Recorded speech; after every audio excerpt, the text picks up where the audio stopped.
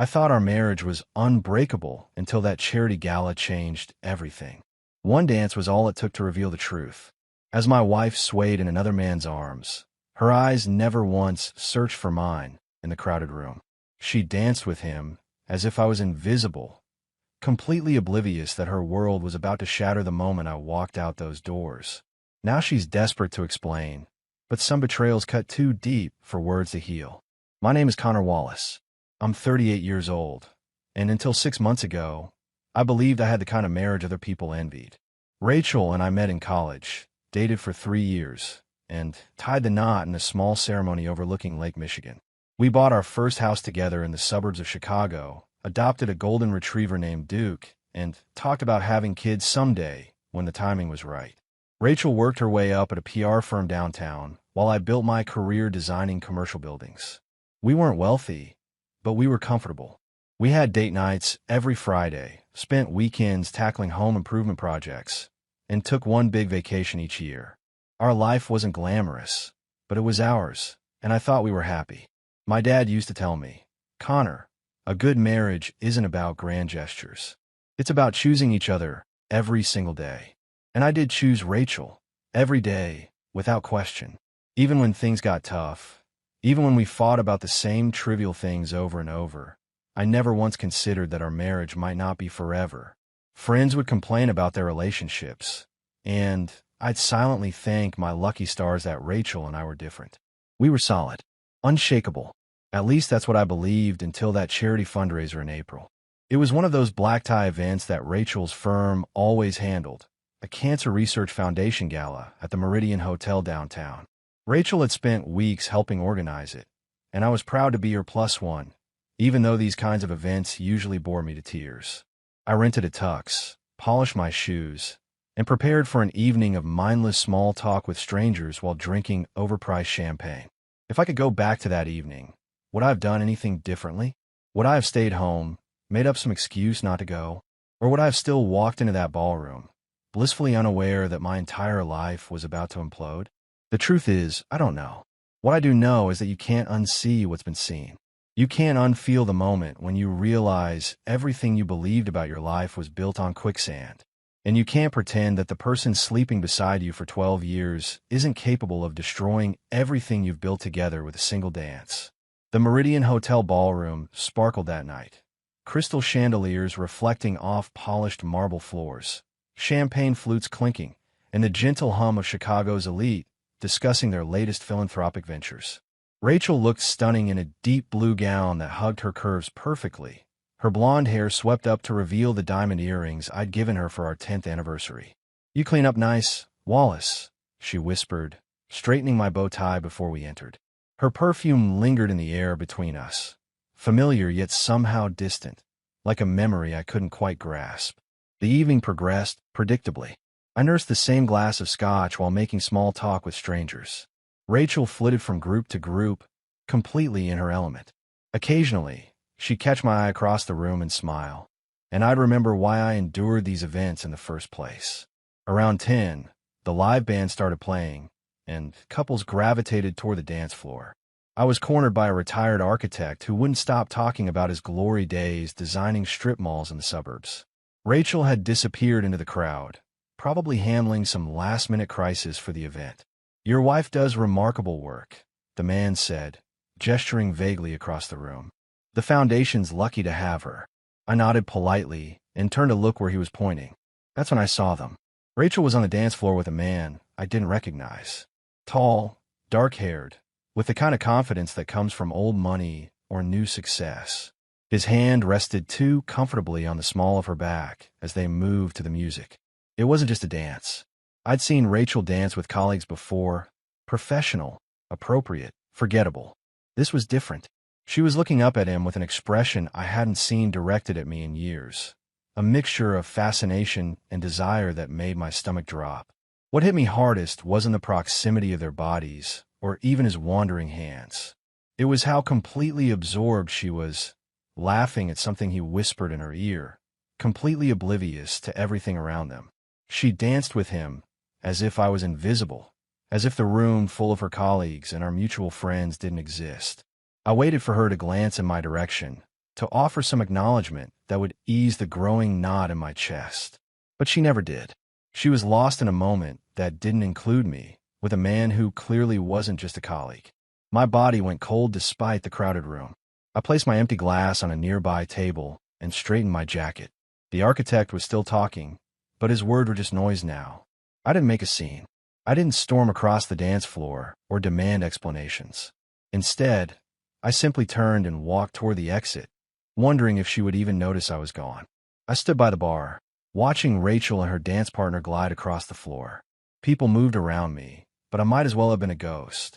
A waiter offered me another drink, and I accepted mechanically, never taking my eyes off the scene unfolding before me. The song changed to something slower, more intimate. This was when most casual dance partners would separate, return to their respective corners of the room. Instead, he pulled her closer, and Rachel, my Rachel, melted into him like she belonged there. I knew that look on her face. I'd seen it directed at me years ago when we were first dating, a mixture of desire and fascination, as if she couldn't quite believe her luck. Now it belonged to a stranger. Quite the event, isn't it? A voice broke through my thoughts. It was Marissa, one of Rachel's colleagues. Your wife did an amazing job putting this together. She always does, I replied, my voice surprisingly steady. Marissa followed my gaze to the dance floor. Her smile faltered. Oh, I see Adrian's here. I didn't realize he was invited. Adrian. The name hit me like a physical blow. This wasn't some random man. Rachel's dance partner had a name Marissa clearly recognized, and one that made her uncomfortable enough to quickly excuse herself. I watched them for what felt like hours, but was probably only minutes. His hand drifted lower on her back. He whispered something in her ear that made her throw her head back in laughter. His lips brushed against her neck for the briefest moment, so quick I might have imagined it, if not for the way her fingers tightened on his shoulder in response. This wasn't a first meeting. This wasn't even a flirtation. What I was witnessing was a familiar dance between two people who knew each other's rhythms all too well. I'd always prided myself on being level-headed, rational, the kind of man who didn't make scenes or jump to conclusions. But watching my wife in another man's arms, moving with a familiarity that spoke of more than friendship, something inside me cracked. I had two choices: confront them on the dance floor in front of Chicago's elite, creating the kind of scandal Rachel would never forgive, or walk away with what little dignity I'd left. I chose the latter. Setting my untouched drink on the bar, I straightened my jacket and made my way toward the exit. No dramatic gestures, no furious glances back. Just one foot in front of the other until the cool night air hit my face and the sounds of the gala faded behind me. As I handed my ticket to the valet, I realized my hand was shaking. Not from anger, though there was plenty of that bubbling beneath the surface. No, they were shaking from the sudden, terrible realization that my marriage might have been over long before tonight. I just hadn't been paying attention. The valet returned with my car, and I tipped him generously, a habit Rachel always teased me about. You don't need to win friends with money, Connor, she'd say. I wondered briefly if Adrian was the kind of man who overtipped, or if he was the entitled type who expected exceptional service without acknowledgement. I slid behind the wheel, but didn't start the engine immediately. The hotel's grand entrance was visible in my rearview mirror, guests still arriving fashionably late. I half expected, hoped, maybe, to see Rachel burst through those doors, calling my name, demanding to know why I'd left without saying goodbye. She didn't come.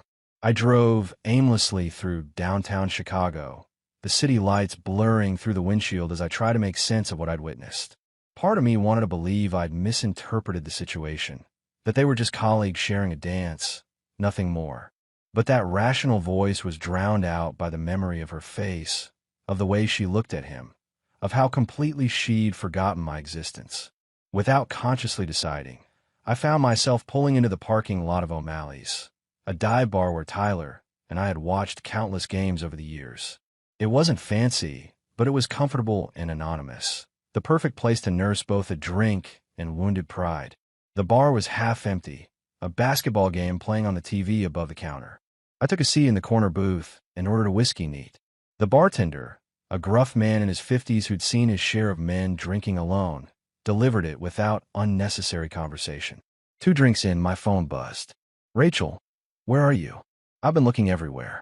I stared at the screen, thumbs hovering over the keyboard. 2 hours. It had taken her 2 hours to notice I was gone. The charity event she'd spent weeks planning had been more important than the fact that her husband had vanished. Or maybe it wasn't the event at all. Maybe it was Adrian. I typed and deleted multiple responses before settling on the simplest one. Me out. 3 dots appeared immediately, then disappeared, then reappeared. Rachel, are you okay? Did something happen? The audacity of her question made me laugh out loud, drawing a curious glance from the bartender. Did something happen? Only the complete destruction of everything I thought I knew about our marriage. I turned off my phone without responding and signaled for another drink. Rachel hadn't bothered to check on me for 2 hours. I could give myself at least that much time before dealing with whatever lies or excuses she'd prepared. As I nursed my third whiskey, I realized that what hurt most wasn't just the betrayal. It was the regret I didn't see in her eyes when I caught them dancing. It was knowing that in that moment, she hadn't spared me a single thought, and that felt like the truest end of our marriage. I lost track of time at O'Malley's. The crowd thinned as midnight approached, leaving just me, the bartender, and a couple of regulars watching the end of a West Coast game that nobody seemed to care about.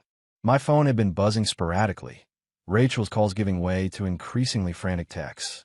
Another? The bartender asked, gesturing to my empty glass. I shook my head. Better not.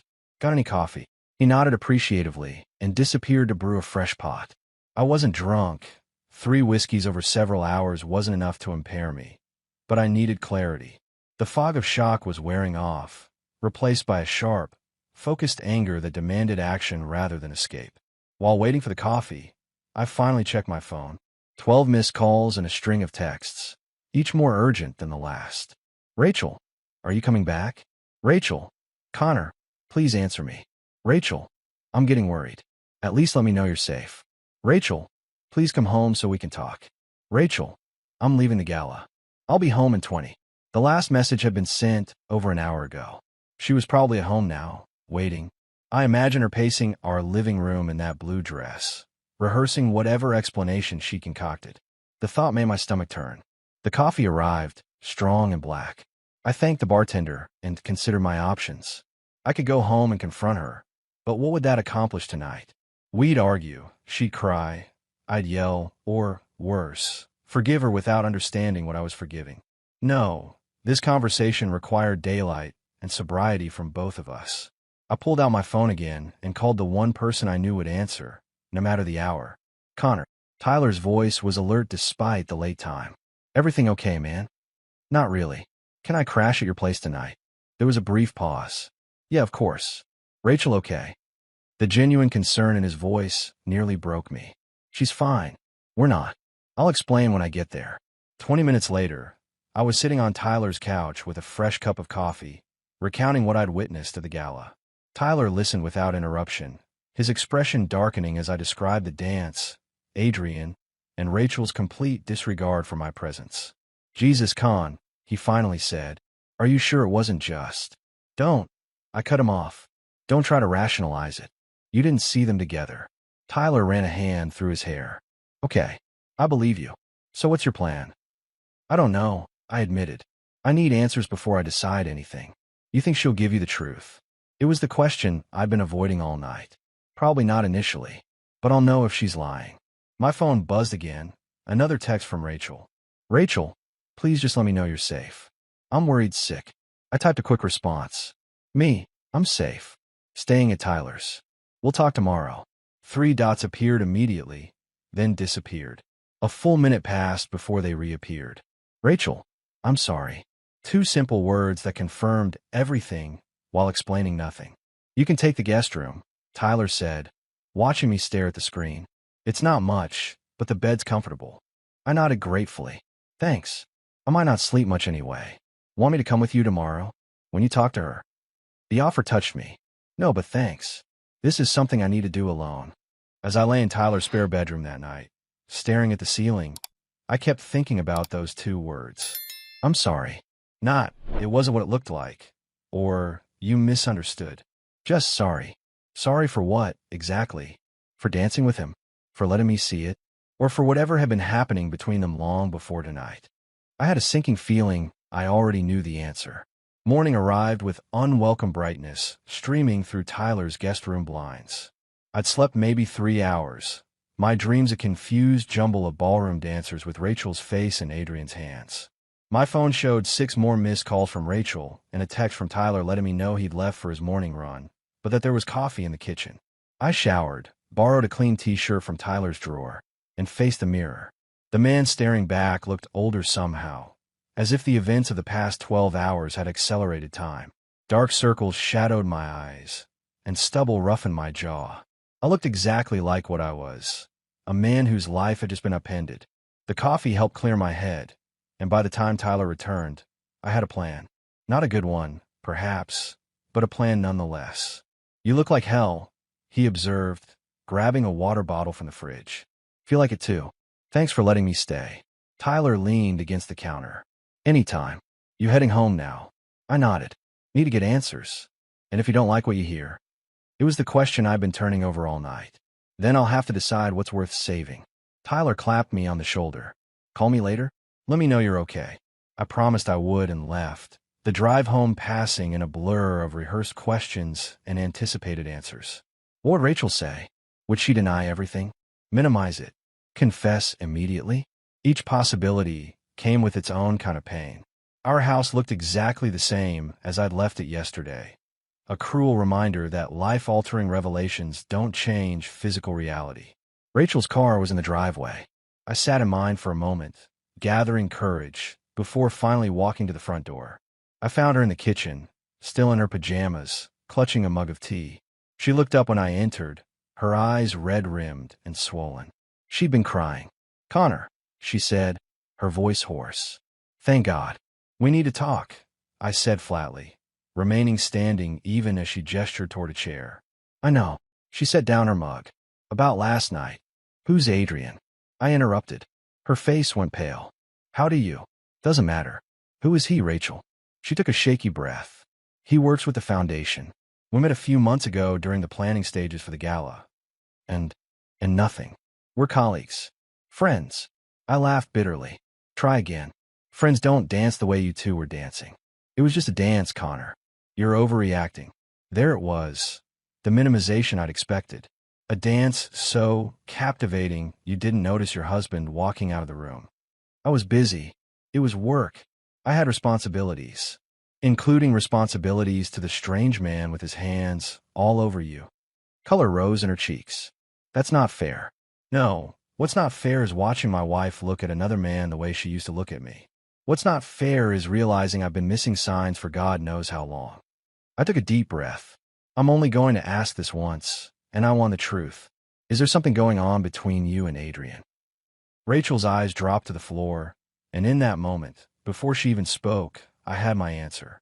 "I don't know how to define it," she finally said, her voice barely audible. "Have you slept with him?" The question burned my throat. "No. God, no. It's not like that." "Then what is it like, Rachel? Help me understand." She looked up, tears streaming down her face. "He makes me feel seen, important. The way you used to before work and routine and mortgage payments became our entire relationship." Her words hit me like physical blows. Not because they were cruel, but because hidden within the accusation was a truth I couldn't deny. We had become comfortable, predictable. I had taken our marriage for granted, assumed it would always be there. But so had she. "He makes you feel seen." I paced the kitchen, unable to stay still. "And that justifies everything. What about our vows, Rachel? What about the life we've built?" She flinched. "I'm not justifying anything. I'm trying to explain how things evolved." "Evolved," I repeated, like some natural process I should have expected. "That's not what I meant." I stopped pacing and leaned against the counter. "How long?" Rachel stared into her tea. "We met 4 months ago at the Foundation's planning meeting.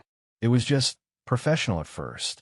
And then we started having coffee after meetings. Then lunch. We'd talk about everything.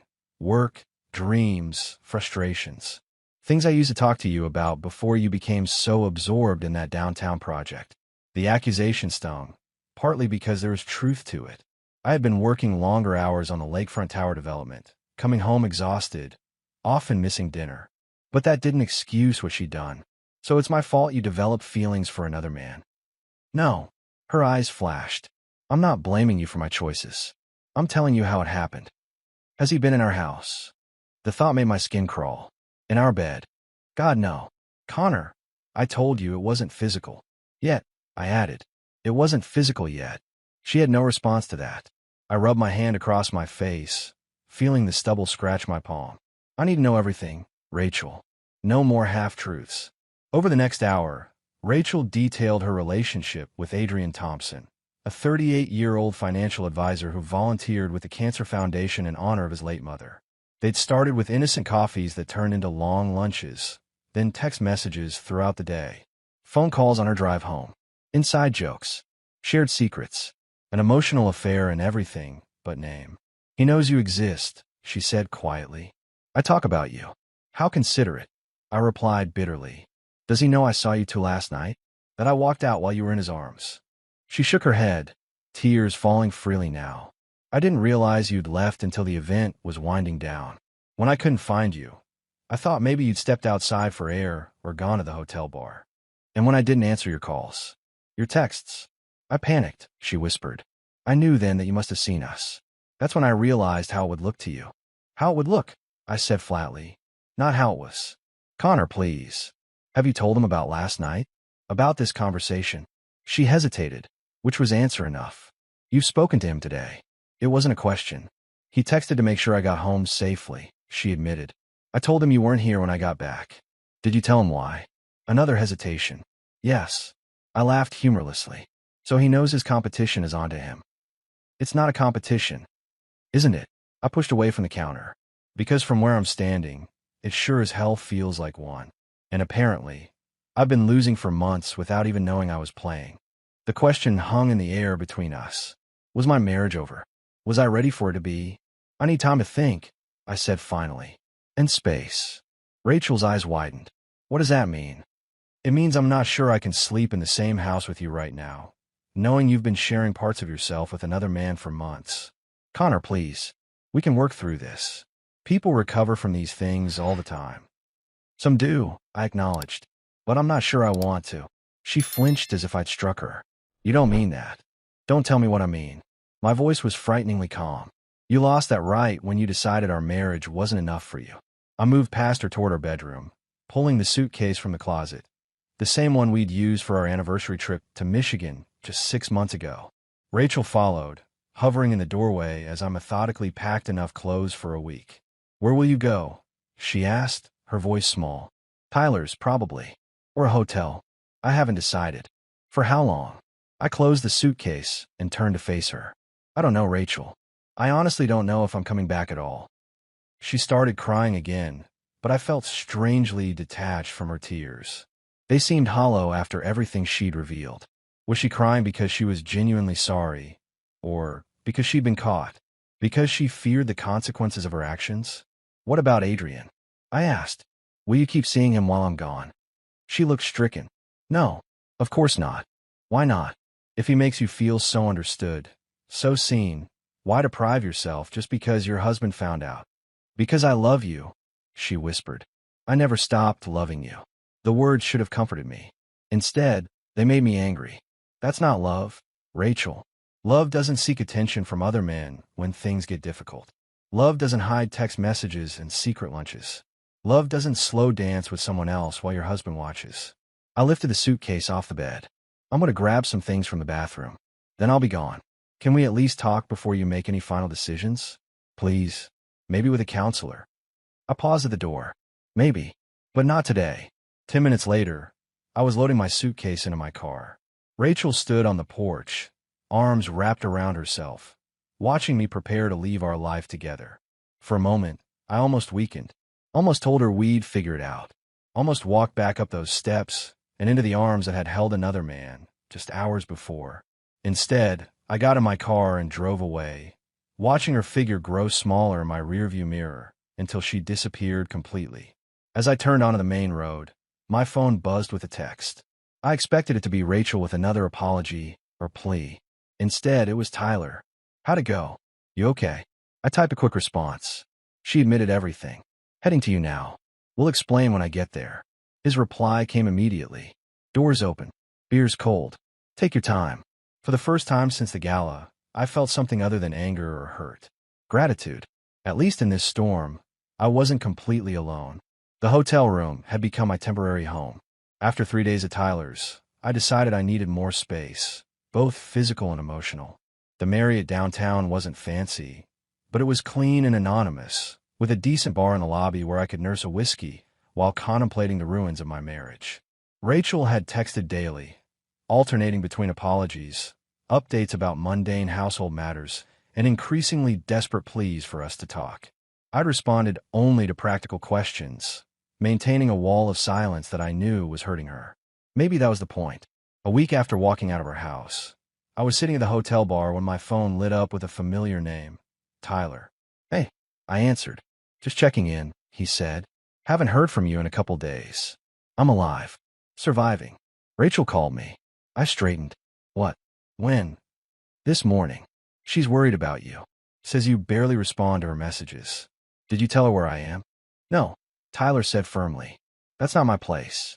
But man, you can't hide in a hotel forever. He was right, of course. I'd taken a week off work, citing a family emergency, but reality was waiting. Bills, deadlines, decisions about whether my marriage could, or should, be saved. "I know," I sighed. "I'm just not ready to face her yet." "I get that. But there's something else you should know." Tyler paused. I did some asking around about this Adrian guy. My grip tightened on the phone. "And he's been seen with other women before Rachel. Always married. Always involved with the foundation. Word is he likes the challenge." A cold fury settled in my chest. She's just another conquest to him. "Looks that way. Thought you should know." After hanging up, I stared at my drink, Tyler's words echoing in my head. Rachel wasn't special to Adrian, just another married woman to pursue, another ego boost. The revelation should have made me angrier, but instead, it clarified something I've been wrestling with all week. This wasn't about Adrian. It was about us, about what our marriage had become before he ever entered the picture. I pulled out my phone and, for the first time in days, initiated contact with my wife. "We need to talk. Tomorrow, 7 p.m., neutral ground. The coffee shop on Wilson Street." Her response was immediate. "Rachel, I'll be there." "Thank you, Connor." As I set down my phone, I realized I'd already made my decision. I just wasn't sure if Rachel was ready to hear it. I arrived at the coffee shop 15 minutes early, securing a table in the back corner. The place was half empty, a small mercy. Whatever happened next, I didn't want an audience. Rachel walked in at exactly 7 p.m. She'd lost weight in the week we'd been apart, her clothes hanging loosely on her frame. Dark circles shadowed her eyes, and her hair was pulled back in a simple ponytail instead of her usual polished style. She spotted me and hesitated before approaching, as if unsure of her welcome. I gestured to the chair across from me, and she sat, her movements careful, measured. "Thank you for meeting me," she said quietly. I nodded. "Do you want something to drink?" "I'm fine." She twisted her wedding ring, a nervous habit she'd had since our wedding day. "How are you?" "Managing." I studied her face, searching for something. Remorse, fear, love, all were present, along with an exhaustion that mirrored my own. "Have you been in contact with Adrian?" She flinched but held my gaze. "He's called and texted. I haven't responded." "Why not?" "If he makes you feel so seen, so understood." "Because I realized what he was really doing." Her voice hardened. "He doesn't care about me. I'm just another conquest. Another married woman he could charm away from her husband." "Tyler told you." She shook her head. "He didn't have to. I did my own research after you left. Found 2 other women from the foundation who had the same experience. He has a pattern."